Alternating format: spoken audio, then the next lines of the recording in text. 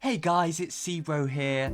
Okay, first up, sorry for the clickbaity title, but this is an incredibly important video. There is a massive misconception out there about how some healers should be played, and it's throwing so many games because such a large number of healers do this is actually insane. Okay, so some high-profile YouTubers had made some very successful guides telling you how to play Ana Zel Baptiste. The problem is that a lot of this advice is either out of date or incredibly oversimplified, and people are taking the advice completely out of context. And this is the idea that healers should play far back. Let me explain what the common train of thought is that I completely disagree with. The idea is to win more games, you should try and die less.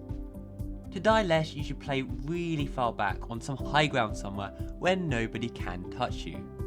The thing is that there is some truth to this, and especially at lower elos where your supports are just dying over and over again because they're playing way too aggressively in comparison to their passive tanks. But the problem is people are doing this in every situation. There are 3 situations when this is an absolutely awful idea. When the enemy has a flanker. If the enemy team has a flanker who can target you, then you are very unlikely to get any peel whatsoever from your team, and to get back to safety, back to your team, you have to travel a very large distance. This will mean you will actually die more. When the team is looking to push or change position, this is the main one people struggle with. Often the healers blame the tanks for not being in their line of sight, and sometimes this is true. But if they want to push, and you are holding them back because it will take you 10 seconds to rotate to a position where you can support them, you are throwing your games so hard. And the last one is when you are part of the win condition. If you are playing far back as Zen but you need trans to counter grav, if you're playing far back as Anna so you can't get an aggressive anti-nade, or if you're playing far back as Baptiste, you just yeet your immortality field halfway across the map and wonder why it saves nobody, then you are probably playing in an awful position. Let's take a look at some examples. Hanamura Point A. Lots of people set up on defense as Ana on this high ground here, which is fine. Flankers are not going to find it the easiest to get to you, so you are very safe unless they have a character hitting you through the top left window. But the problem is you cannot heal people on the building to the left of choke or to your right on balcony. A much better position in most cases is to stand here. This way you are safe, you can heal everybody, and if you're playing as Ana, you can get very aggressive anti-nades through choke. Let's look at another example, Numbani. Lots of Anas set up here, whilst their team sets up over here. This is fine if you have someone with you to protect you, but if not, you are very open to flanks, and you are alone. If you're playing here by yourself, nobody will peel for you if they're on the other side of the high ground. It is usually much better to play at the back of stairs here, where not only you are safe, you can play aggressive. If your team decides to push into the rim over there for some reason, then you can support them.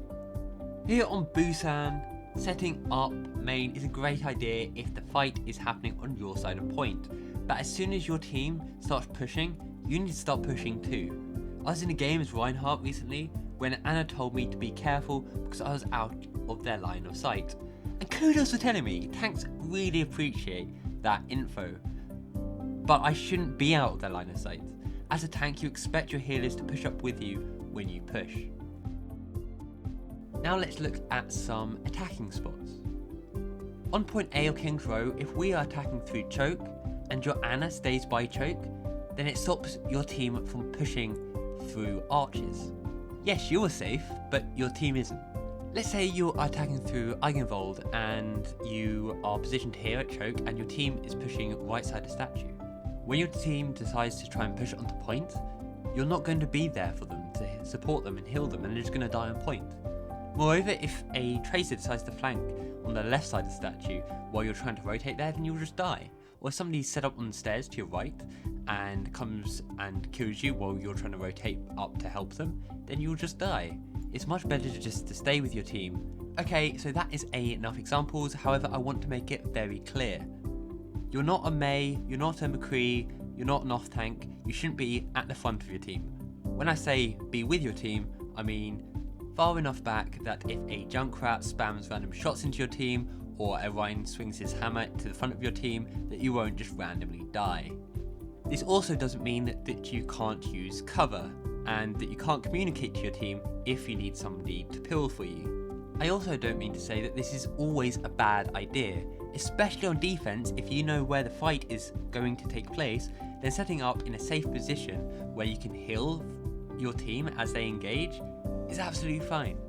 As long as if the fight looks like it's going to take place somewhere else, that you position accordingly. If there's one thing you can remember from this video, my parting words will be, position where your team would like to go to, not where your teammates currently are. As always, thank you for watching. If you did enjoy it, please like, comment and subscribe, and I will see you next time.